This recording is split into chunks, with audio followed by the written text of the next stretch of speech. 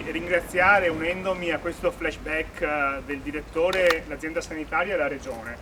perché è vero, del nuovo distretto sanitario di Marghera si parla un po' come con la piscina, quindi da almeno 20 anni, che si dice sì, quello lì è un po' inadatto, è un po' piccolino, poi negli ultimi anni richiedeva alcuni lavori di restauro. Si è sempre posto il tema di dove realizzare un distretto, se ristrutturare l'esistente, sapendo poi quanto era complesso pensare alla fase intermedia finché c'erano i lavori dove spostarlo, o dove realizzare quello nuovo. Però come tutte le cose, finché restano petizioni di principio e nessuno ci mette poi le mani, rischiamo che appunto il distretto non si veda.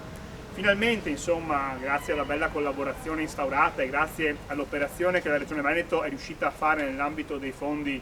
legati alla ripartenza post-Covid, siamo riusciti ad agganciare il treno giusto e quindi correndo veramente contro il tempo, perché abbiamo avuto 2 mesi per far tutto, e grazie alla capacità della struttura dell'ULSS, al lavoro fatto in comune, ringrazio il Consiglio Comunale che ha votato subito le varianti in tempi rapidissimi, ringrazio la consigliera Visentini, il rappresentante titolare del Consiglio Comunale, e la Municipalità che ha votato anche lei a sua volta la variante urbanistica, la struttura dell'azienda Zero e la struttura della Regione del Veneto, perché ci sono le autorizzazioni, l'autorizzazione all'acquisto e a tutto quello che ne è conseguito, siamo riusciti a portare a casa il risultato. Il risultato è che un luogo che era scuola, poi è diventato un po' un buco nero di degrado, di abbandono, di delinquenza, oggi scompare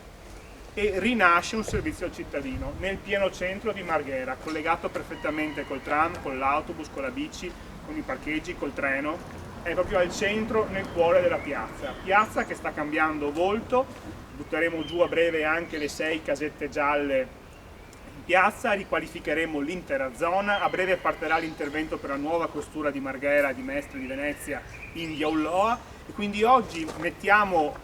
la parola inizio a un percorso di riqualificazione molto più complesso, che vede però nel distretto il fulcro, perché la sanità è al centro dei bisogni di una comunità, in particolare quella di territorio, e come sempre sta facendo la Regione lo sta rimarcando nelle sue operazioni di Casa della Comunità. Qualche settimana fa eravamo in via Cappuccina per raccontare la riqualificazione e l'ampliamento di via Cappuccina, un distretto importantissimo. Oggi siamo a Marghera, a breve partiranno i lavori all'ospedale civile di Venezia, quindi è un intero pacchetto di interventi che nel giro di 5-6 anni consegneranno all'intero comune di Venezia e ai suoi cittadini una sanità completamente ridisegnata nella sua parte strutturale edilizia, che vuol dire migliori servizi, migliore qualità dell'intervento, anche di vita del personale, su spazi migliori si lavora meglio, attrezzature, investimenti e appunto inserimento all'interno di una comunità. Davvero grazie al direttore Contato, a tutta la sua squadra che vedo qui numerosa e sempre molto attenta,